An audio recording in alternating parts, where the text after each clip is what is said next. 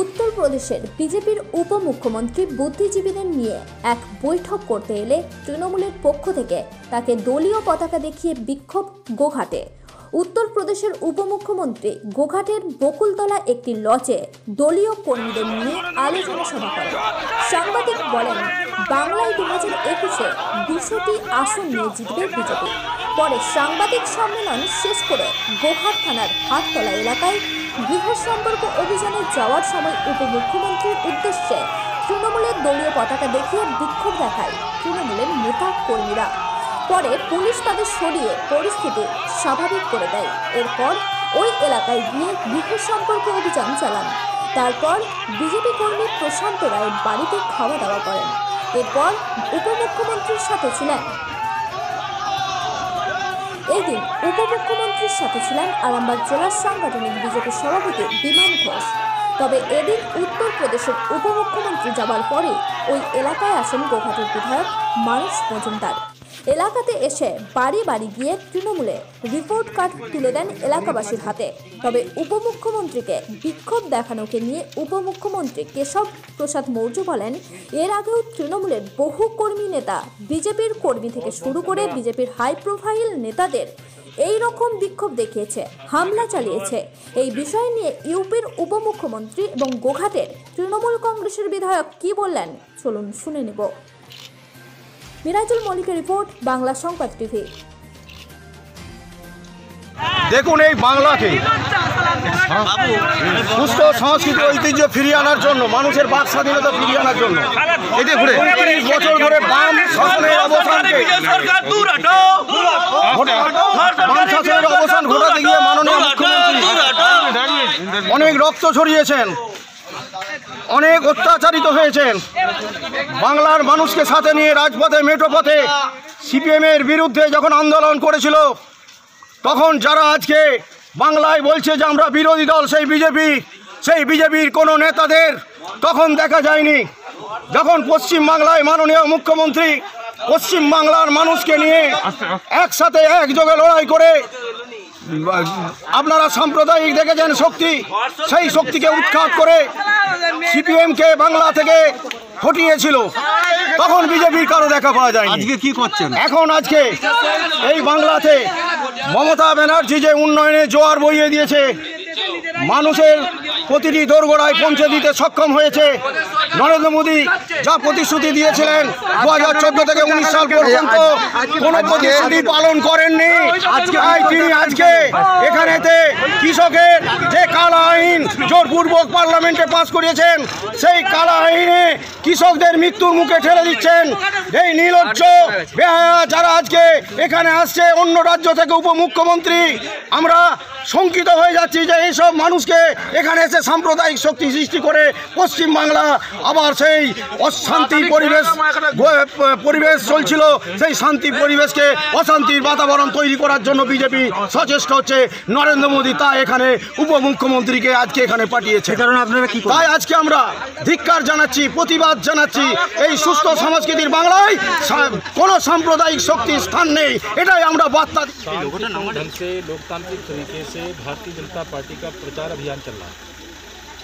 कभी हमारे राष्ट्रीय अध्यक्ष के ऊपर टीएमसी साजिश करके हमले करवाती है, तो कभी हमारे पश्चिम बंगाल के प्रभारी और भाजपा के राष्ट्रीय महासचिव कैलाश विजयवर्गीय जी के ऊपर हमला करवाती है, कभी हमारे पार्टी के प्रदेश के नेताओं के ऊपर, जिले के नेताओं के ऊपर हमले करवाती है, हत्या करवाती है, फर्जी मुकदमे लिखवा करके गिरफ्तारी करवाती है। लेकिन अब टीएमसी के पाप का जो घड़ा है, जो भर चुका है, वो फूटने जा रहा है। मुकदमा जनता की अदालत में आ चुका है। जिस दिन चुनाव होंगे उस दिन टीएमसी का बुरिया बिस्तर जिसको कहते हैं, उसकी विदाई हो जाएगी और भारतीय जनता पार्टी जिस दिन सरकार में आएगी कि गरीब आदमी आवासहीन नहीं रहेंगे, किसी के घर में शौचालय लैट्रिन के बिना नहीं रहेंगे, बिजली के बिना नहीं रहेंगे, गांव की अगर सड़कें नहीं बनी सड़क के बिना नहीं रहेंगे, और गुंडे अपराधी लोगों को डराने का काम नहीं करेंगे। गुंडे अपराधी जब हमारी बीजेपी की सरकार बनेगी तो वह डरेंगे।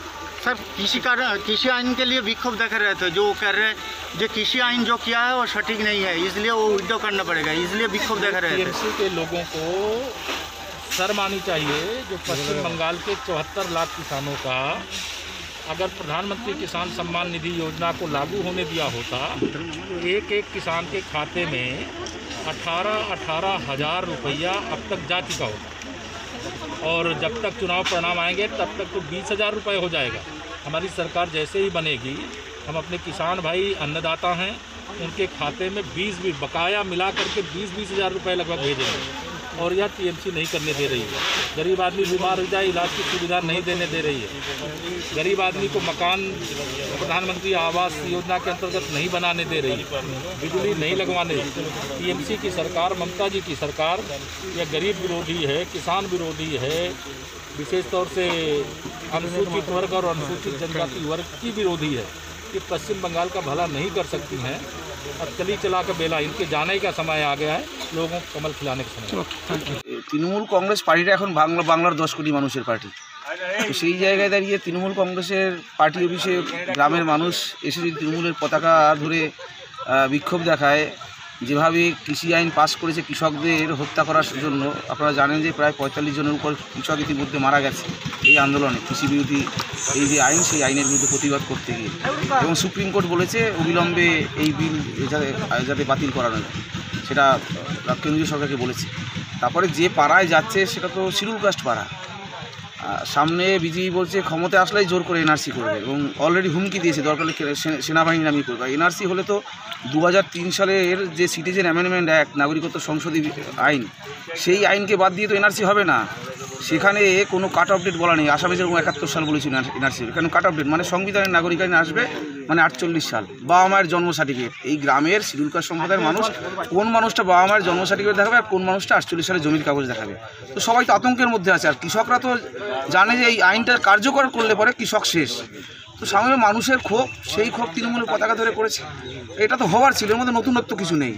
বিজেপি যতই উত্তরপ্রদেশ থেকে যেখানে হাতটাস করেছে, মনীষা বাল্মীকিকে যেভাবে ধর্ষণ করে খুন করেছে, সেই রাজ্যের উপমুখ্যমন্ত্রী যেখানে দলিত প্রতি মিনিটে প্রতি সেকেন্ডে অত্যাচারিত হয়, তারা দলিতদের বাড়িতে খেতে আসছে। এই নাটক তো বাংলার মানুষ ধরে ফেলেছে। আর এখানে এই বিধানসভা 42% শিডিউল কাস্ট সম্প্রদায়ের মানুষ বসবাস করে।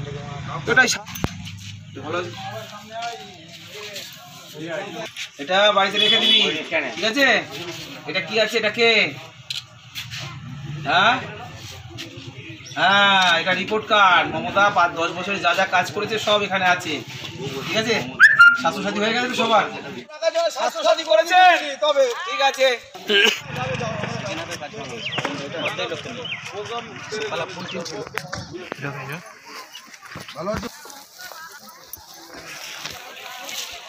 একটু দাঁড় করিয়ে হয়ে গেছে। যারা হলে ওখানে গিয়ে ফর্মটা ফিল আপ করতে হবে। পুরোনো কার্ড থাকলেও ক্যাম্পে গিয়ে দেখালেই হবে, এটা ওরা দেখে বলে দেবে কার্ডটা ঠিক আছে কিনা। কদিন লাগবে?